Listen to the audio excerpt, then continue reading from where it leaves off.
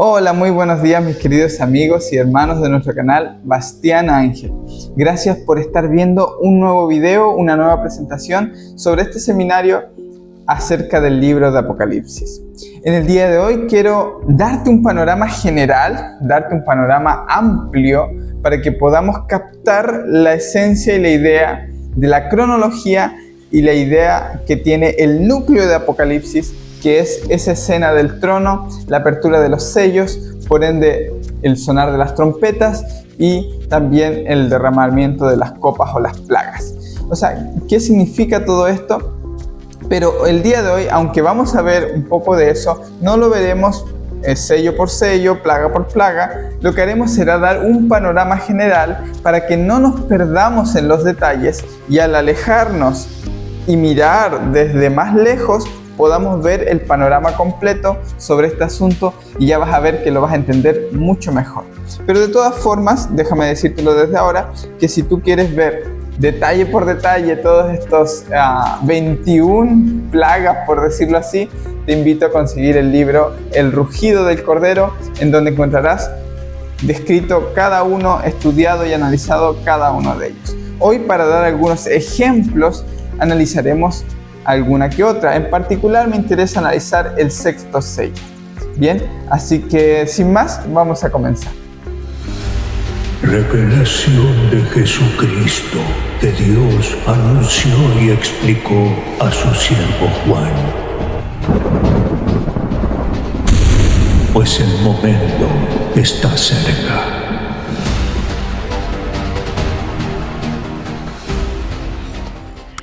Uno de los ancianos me dijo: no llores.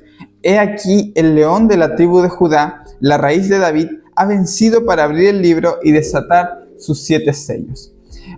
Juan lamentaba que no se hallara nadie en el cielo o en la tierra que pudiese abrir o fuera digno de abrir el rollo y desatar los 7 sellos. Ahora, qué importante es este rollo. ¿Por qué es tan importante que se encuentre alguien que pueda abrirlo? ¿Por qué llama tanto la atención de Juan? ¿Y por qué apremia a la gente o a los de la escena a que haya alguien digno de abrirlo? ¿Por qué hay gente que no es digna de abrirlo? Bueno, creo que la clave está en que dice: he aquí el león de la tribu de Judá, la raíz de David. En el libro de Jeremías, capítulo 32, tenemos un ejemplo práctico y una gran pista de cómo se realizaban las transacciones comerciales de terrenos o de propiedades en la antigüedad, específicamente también en la cultura judía. También lo tenemos en el libro de Ruth. El caso es que un pariente de sangre debía tener la capacidad, y era el único con la capacidad de poder redimir. Esto significa literalmente volver a comprar algo que se ha dado de baja, algo que se ha perdido, que era de la familia y que ahora se ha perdido y está en propiedad de otro. Para poder recomprarlo, redimirlo, necesitaba ser un pariente de sangre. El libro de Ruth también ilustra esto de una forma muy bella. En el caso del libro de Jeremías, se le pide a Jeremías que vaya a Anatot para comprar la propiedad de su primo, Hanamel. ¿Ok? Así que él va, la compra, porque él es su primo, él es un pariente de sangre. Y la forma en cómo se hace este trato es que frente a testigos se escriben ambas actas, una que quedará abierta para verlo el público y otra sellada, ¿ok? Un libro sellado donde se guardarán ambas en vasijas de barro, ¿ok? Entonces, cuando se haga el traspaso de propiedad, ambas deben coincidir. Es un punto muy interesante porque Pablo dice que vosotros sois cartas abiertas, escritas por el dedo de Dios y leídas por todos, escritas por su Espíritu. Y ahora tenemos en el libro, aquí en el libro de Apocalipsis, una escena donde un pariente de sangre nuestro, ¿ok? De la raíz de David, de la tribu de Judá, un pariente de sangre de la humanidad y del pueblo de Israel, ha conseguido llevar como si él fuese la propia vasija de barro que contenía el libro sellado. En el libro de Ezequiel, capítulo 2, versículo del 9 al 10, dice: y miré y aquí una mano extendida hacia mí, y en ella había un rollo de libro, muy similar a la imagen de Apocalipsis. Y lo extendió delante de mí, y estaba escrito por delante y por detrás. En el libro de Apocalipsis dice por dentro y por fuera. Y había escrito en él endechas, lamentaciones y ayes. El caso es que no es coincidencia que cuando se empiezan a desatar los sellos, también en las copas vienen los 3 ayes, las lamentaciones, etcétera, etcétera. Sin embargo, no necesariamente el libro de Apocalipsis contiene lo mismo escrito por dentro y por fuera que en el libro de Ezequiel.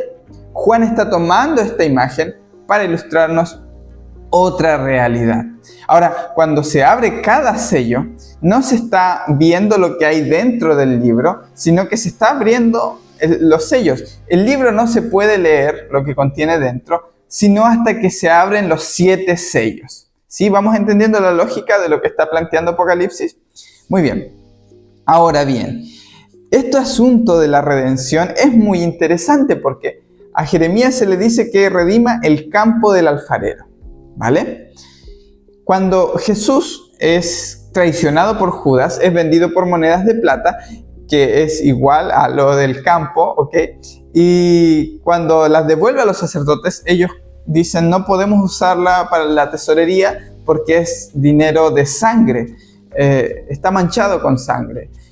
Y entonces compran el campo del alfarero y le llaman Aceldama, que significa campo de sangre, y allí también es donde muere Judas. Y también un detalle muy interesante, que ese campo contiene el Ben Hinnom, que es el valle de Hinnom, que en la Reina Valera esa expresión Ben Hinnom, en griego Gehenna, se traduce como infierno.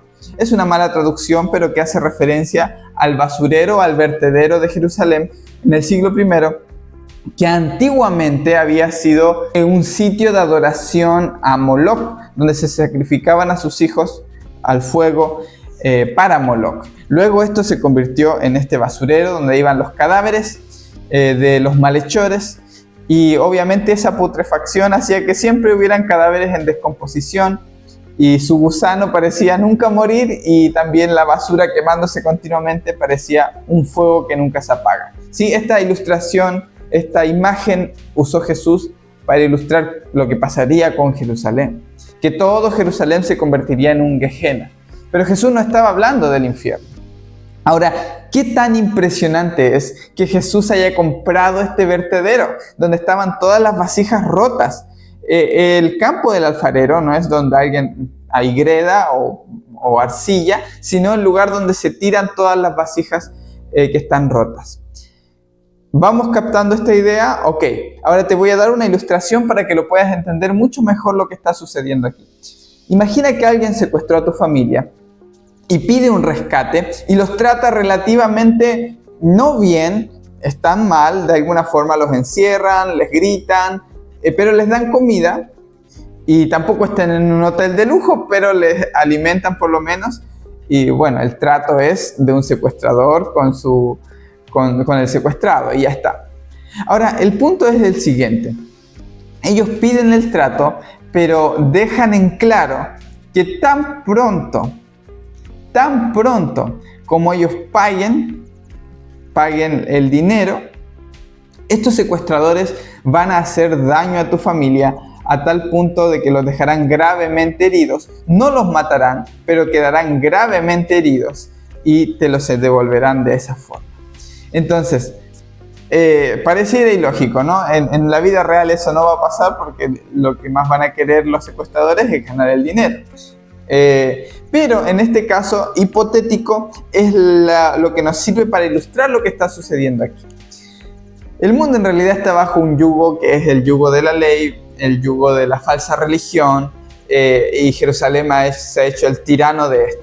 Pero sobre todo el mundo entero no conoce al Dios verdadero, no tiene la forma de conocerlo, y el Evangelio no es libre para que esté en los corazones de las personas. Hay una estructura rígida que debe caer, que es el sistema judío, pero fuera de esto, Jesús quiere liberar a toda la humanidad, ¿ok? Para redimir a toda la humanidad, a todas las vasijas que fueron rotas, a Israel mismo, lo que necesita es pagar un precio, ¿ok? Y es un precio de sangre, y Él es el único capaz de pagarlo porque es el pariente de sangre, ¿vale? Entonces, Él puede recomprar todo esto con su sangre, simbólica y literalmente, y entonces surge un problema, que para lograr la liberación se debe pagar un grave precio y un alto costo. Por ejemplo, cuando en el libro de Job, Satanás viene y dice piel por piel. O sea, que si Job realmente merece tus bendiciones, pues a ver, toca su vida, a ver si no te blasfema, su carne, a ver si no te blasfema. En la historia de Jesús pasan cosas muy extrañas, como que los demonios le dicen, ¿qué tienes con nosotros, Jesús, hijo de David? Nos has venido a torturarnos, a molestarnos antes de tiempo. Y Jesús finalmente los termina reprendiendo, pero el caso es que Jesús paga un precio muy alto porque está jugando bajo las reglas del enemigo, que es piel por piel. Quiere decir que cuando Jesús libera a un endemoniado que está botando espumarajos, que está con la piel cortada, que está con una angustia mental terrible, lanzando alaridos, sintiéndose sucio, lleno de sangre, desesperado, entonces dice, ok, ¿quieres liberarlo? Aún no es tu tiempo, porque aún no has pasado por la cruz, aún no has pagado el precio de liberar a esta gente. Entonces, si quieres liberarlos antes de tiempo, tú tendrás que cargar en la cruz con la piel cortada, con la saliva corriendo por tus mejillas. Tú tendrás que cargar con esa angustia mental, lanzando alaridos. Tú tendrás que cargar con la lepra de ese que estás sanando. Tú tendrás que cargar con la muerte de Lázaro, a quien estás resucitando. Tú tendrás que pagar el precio, porque las reglas son aquí piel por piel. Y mientras se jueguen con estas reglas, Él puede hacer y deshacer hasta cierto punto. Y es lo que está ocurriendo aquí. Para que Jesús pueda abrir el acta de la humanidad, tiene que desatar esos sellos. Y esos sellos son lo que protege a Israel. ¿Ok? Son lo que protege a Israel. Esto está en profecía en todo el Antiguo Testamento. Pero para poder liberar a la humanidad, Israel tiene que ser entregado. Es como que si dijera, ok, ¿quieres liberarlos? Muy bien, pero tu pueblo va a pagar. Israel va a pagar el precio y va a ser destruida. Así que por cada sello que liberes, se acercará más el momento. ¿Se va entendiendo? Sí, esto es muy interesante. Vamos a verlo. Por ejemplo, vamos a ver aquí que el libro que se está abriendo contiene 7 sellos, y por cada sello abierto sucede algo. ¿Ok? Sucede algo. Vamos a ver enseguida qué es ese algo que sucede. Vamos a comparar los 7 sellos con el libro de Mateo. Mateo, específicamente la profecía de Jesús de Mateo 24 acerca de la destrucción de Jerusalén, que vimos en los primeros videos de este seminario. Primero, el caballo blanco. Muchos lo confunden con Jesucristo, pero de paso ya te digo que este caballo simboliza guerra, ejército, trae un arma, y no es igual al caballo blanco de Apocalipsis 19, que ya hablaremos de él. En Mateo 24:6 también se habló de guerras, y el caballo rojo acerca del derramamiento de sangre. Hay conflictos entre las naciones y derramamiento de sangre. Mateo 24:7. El caballo negro también simboliza la hambruna, ¿ok? La hambruna. Y Jesús en Mateo 24 también habló de hambre. El caballo pálido, según leemos en Apocalipsis, simboliza la pestilencia. Y justamente en Mateo 24:7 se habló de pestes. Luego, hay almas de mártires bajo el altar. ¿Ok? Quiere decir que habrá persecución y morirán muchos como mártires. Y Jesús también lo predijo en Mateo 24:9, que serán entregados a una tribulación y os matarán por causa de su nombre. ¿Ok? Luego, terremotos y señales en el cielo, en las estrellas, etcétera, etcétera.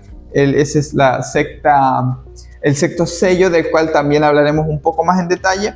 Eso también está en Mateo 24-29, así que no nos sorprendamos si vemos que Apocalipsis cuadra perfectamente, porque en realidad es lo que Jesús ya había dicho.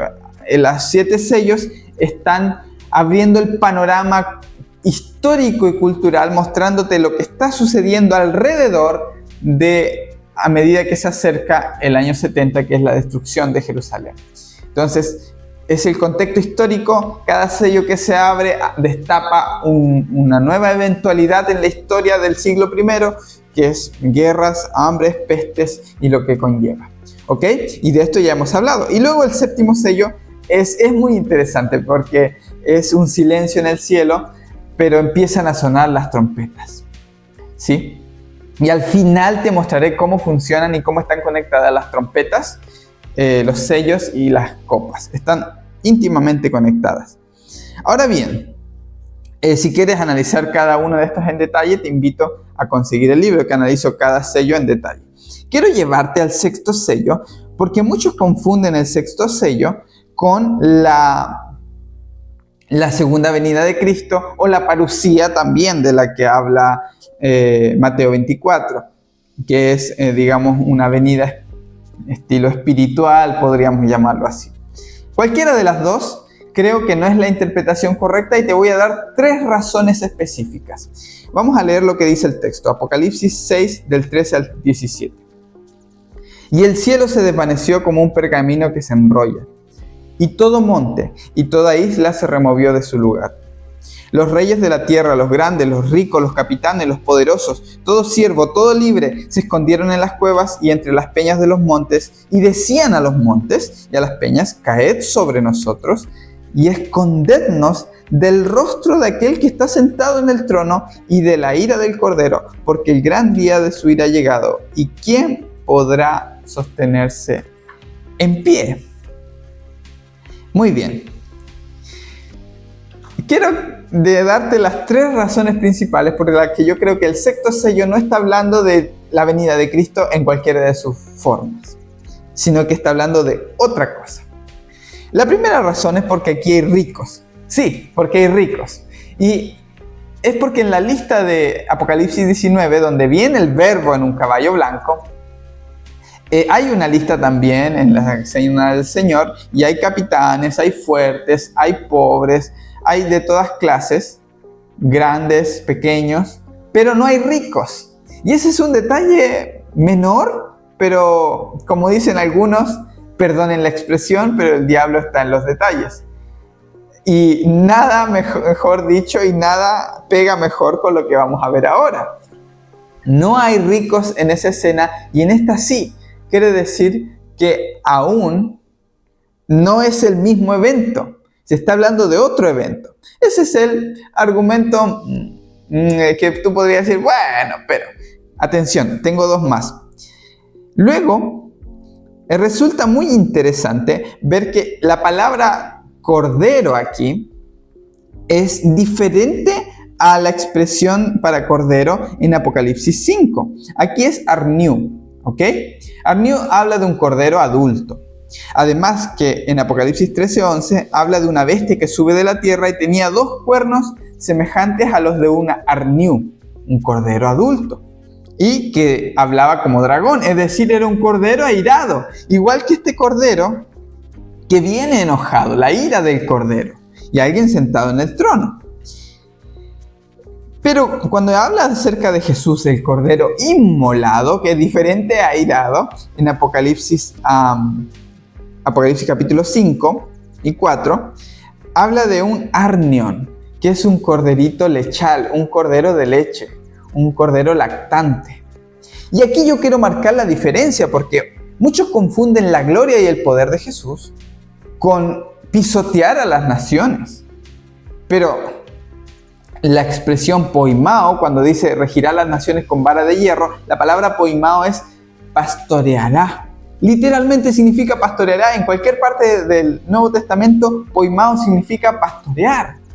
Pastoreará a las naciones con vara de hierro. Es todo un simbolismo de un buen pastor. Es un corderito que vence a las bestias, a los salvajes dragones, con algo diferente a la fuerza bruta, con el amor, con el servicio, con el sacrificio. Y es que quien está gobernando y es el único digno de abrir, no es el más poderoso, sino aquel corderito que fue inmolado, el manso y humilde. Un pequeño corderito es la imagen que nos muestra. En griego se entiende perfecto. Si alguien está leyendo, wow, es un cordero que está enojado, ¿qué pasó? Creció. Antes era un pequeño corderito de leche. Hay que prestar atención a esos detalles. Y la última, pero me parece que es la más convincente de todas, por las que creo que esta no es la segunda venida de Cristo, ni mucho menos, es debido a la expresión. ¿Qué expresión? Dice: todos libres se escondieron en las cuevas entre las peñas de los montes y decían a los montes y a las peñas: caed sobre nosotros y escondednos del rostro de aquel que está sentado en el trono y de la ira del Cordero. Ok. Cuando nosotros volvemos a los evangelios, encontramos que Jesús, cuando va con la cruz a cuestas, en Lucas 23 del 27 al 30, que dice lo siguiente: le seguía gran multitud del pueblo y las mujeres que lloraban y se lamentaban por él, pero Jesús, vuelto hacia ellas, les dijo: hijas de Jerusalén, atención, Jerusalén, no lloréis por mí, sino llorad por vosotras mismas y por vuestros hijos. O sea, le está diciendo que los hijos que nacerían, esa generación la pasaría muy mal. Porque aquí vienen días en que diréis: dichosas las estériles y los vientres que no concibieron y los pechos que no criaron. Atención, porque Jesús en Mateo 24 no está hablando cuando dice: ay de las que estén encintas y críen en aquellos días, ¿sí?, de que en el fin del mundo o a hoy 2000 y tanto no tengan hijos porque viene el tiempo cerca. No, en el siglo primero no era conveniente para ellos tener hijos porque lo pasarían muy, muy mal. Entonces comenzarán a decir, dice, a los montes: caed sobre nosotros, y a los collados: cubridnos. Esto está en Lucas. Porque si en el árbol verde hacen esto, en el seco, ¿qué no hará? La pregunta es: ¿quién es el árbol verde? Jesús. ¿Qué estaban haciendo con él? Crucificándolo. ¿Quiénes estaban haciendo eso con él? El Imperio Romano. Otra pregunta: ¿quién es el árbol seco? Exactamente, Jerusalén. ¿Y quién hará algo con ellos? Algo peor aún: el Imperio Romano. ¿Te das cuenta? En Apocalipsis 6 no está hablando de Jesús. No es la ira de Jesús. Porque la ira de Dios es entregar, dejar que sigan sus propios caminos. Eso lo hemos estudiado. No es destruir, no es aterrorizar, no es cortarle la cabeza a quienes no le sirvieron. Esas son las bestias. Ese es el carácter de la bestia, que tiene cuernos como de cordero, pero habla como dragón. El César es el que está sentado en el trono. Y el que viene airado a destruir a Jerusalén de tal forma que dicen esto mismo que predijo Jesús, es Tito, el hijo de Vespasiano, quien es el que está encargado de invadir Jerusalén y finalmente termina por invadirlo. Así que tenemos al que está sentado en el trono y a la ira de este cordero. ¡Guau! ¿Van cuadrando los símbolos? Creo que a esta altura ya del seminario ya tienes la capacidad de poder abrir tus ojos y leer Apocalipsis literalmente como lo que quiso decir Juan, o los símbolos que encriptó aquí. Muy bien, ahora ¿qué pasa con el séptimo sello? Cuando se abre el séptimo sello, el rollo ya se puede abrir, pero ten en cuenta que no sabemos lo que dice, mejor dicho, no hay un desenlace del resto de cosas. Porque el séptimo sello no se termina de abrir hasta que se derrama la última copa. Y te voy a explicar esto brevemente. Tenemos El primero, el segundo, el tercero, el cuarto, el quinto y el sexto sello, que son el contexto histórico de lo que estaba sucediendo en torno al año 70, ¿vale? El séptimo sello contiene dentro de su apertura las 7 trompetas. Y la séptima trompeta, cuando suena la séptima trompeta, todo el desenlace y eventos que ocurren ahí contiene las 7 plagas. Entonces, la séptima plaga, cuando esta culmina, la séptima copa, también culmina la séptima trompeta y la apertura del sexto sello. ¿Ok? Esa es la superposición. No es que son en paralelo, que la primera ocurre con la primera, la segunda con la segunda. No. La razón por la que muchos creen esto es porque hay un tremendo parecido entre el séptimo sello, la séptima trompeta y la séptima copa. En todos, los elementos comunes son que hay truenos, voces, relámpagos y un terremoto. Pero hay grandes diferencias entre ellos también. Fuego, por ejemplo, en el séptimo sello se menciona el fuego de altar, mientras que los otros no se menciona el fuego explícitamente. El granizo, en la séptima copa se menciona la presencia de granizo, pero no se menciona en los otros 2 eventos. La magnitud del terremoto en la séptima copa se destaca que es el mayor terremoto que ha ocurrido desde que existen los tiempos, mientras que en los otros 2 eventos no se especifica la magnitud. En la séptima trompeta se menciona una visión del arca del pacto en el templo de Dios en el cielo. Todas esas ideas tenemos similitudes que hacen a muchos creer que deberían estudiarse en paralelo, pero también tenemos diferencias.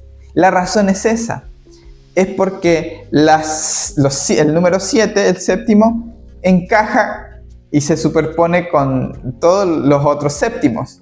Es esta idea. Yo tal vez le muestre una imagen más clara luego, pero es una superposición. Dentro del último, dentro del séptimo sello, están las 7 trompetas, y dentro de la séptima trompeta, todavía dentro del séptimo sello, están las 7 copas del aire.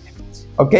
Entonces, esa es la estructura y se llama visión telescópica de Apocalipsis. Usted lo puede buscar, investigar este asunto. ¿Vale?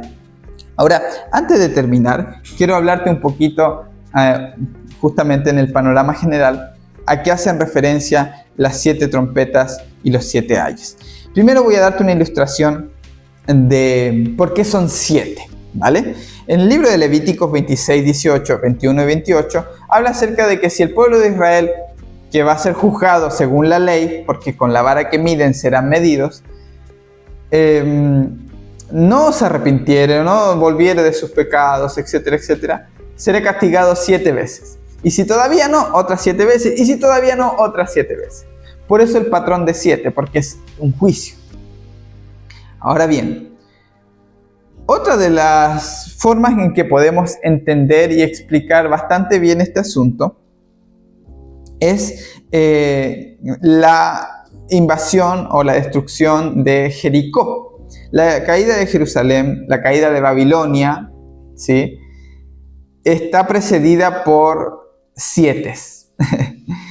Cuando se conquista Jericó, dan 7 días vueltas alrededor de la ciudad. En el séptimo día dan 7 vueltas tocando chofares y cae Jericó en manos de Israel. Entonces, esto es lo que está sucediendo. Hay 7 días, por decirlo así, 7 sellos, que son los eventos del contexto histórico, que están rodeando, están acercándose al séptimo día, que es cuando va a caer Jerusalén. Día lo digo de forma simbólica. Y ese séptimo día contiene otros 7 eventos, ¿sí? Ese mismo sello contiene otros 7, que son las 7 trompetas, los 7 chofares, ¿ok? Una vez que se termina de tocar el séptimo chofar, las murallas caen y empieza la invasión y la destrucción de Jericó, ¿ok? Y esta invasión o destrucción sería el propio confrontamiento bélico de cuando Roma invadió, o cuando Israel invadió Jericó, o cuando Roma invadió Jerusalén. Las 7 copas son seca en el río Éufrates, son todos eventos militares que sí suceden en el año 70, ¿ok? Solo que encriptado con símbolos de la caída de Babilonia. Espero, es mucha información, lo sé, pero espero que lo vayas viendo con calma y cualquier cosa el libro te lo explica bien al detalle. Entonces, estos 7 shofares, que seguramente en Apocalipsis también son shofares, son el anuncio de que se acerca la destrucción de Jerusalén, ¿sí? Ahora también está conectado con las fiestas de Israel, y te lo voy a explicar así. Tenemos la Pascua, que se conmemora la salida de Egipto por la muerte del Cordero, ¿vale? Jesús es crucificado en Pascua, ¿ok? Luego tenemos la fiesta de los panes de aflicción o panes sin levadura, que este pan es partido. Se llama pan de aflicción porque los israelitas lo envolvieron en lienzos de lino y salieron apresurados huyendo de la escena, huyendo de Egipto, mientras caían las plagas. Hay toda una similitud con la caída de Jerusalén, pero sigamos. Jesús, cuando es puesto en la tumba, su cuerpo está quebrantado, es un pan de aflicción, es el pan de vida sin levadura. Es envuelto en lienzos de lino también y es puesto en la tumba. Ese es justo el día de la fiesta de los panes sin levadura. Luego, en la fiesta de las primicias, que conmemora el cruce del Mar Rojo, ocurre algo súper interesante, y es que cuando Jesús resucita en este día, Pablo lo llama que Él es la primicia que ha resucitado. Un guiño muy interesante a la fiesta de las primicias. 50 días más tarde, cuando Jesús ya ascendido, ocurre el Pentecostés, que conmemora que se ha dado la ley en el monte Sinaí. Cuando se dio la ley en el monte Sinaí, 3.000 personas murieron a filo de espada, muertos por sus hermanos. Ahora, en el Pentecostés, 3.000 personas son bautizadas. Eso muestra un gran contraste entre el pacto de maldición, el pacto de condenación y muerte, y el pacto de justificación y vida, el nuevo pacto, ¿vale? 50 días más tarde va cuadrando todo perfectamente. Ahora, ¿qué otra fiesta nos falta? ¿Qué fiesta más viene? Es la fiesta de las trompetas, ¿sí? Después del Pentecostés viene la fiesta de las trompetas. Por eso que en Apocalipsis esto está representado como trompetas. Y es el anuncio, ¿sí?, previo a que viene el Yom Kippur, la purificación, el juicio. Y la destrucción de Jerusalén en el año 70 es este juicio, ¿sí? Es justamente este juicio. Es el Yom Kippur. Pero nos falta una fiesta. ¿Y qué es?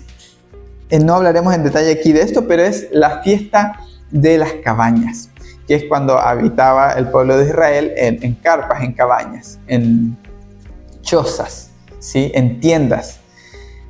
Y Apocalipsis te da todas estas referencias, porque cuando habla acerca del milenio, que eso será para otro tema, dice que rodearon la ciudad amada y el campamento de los santos.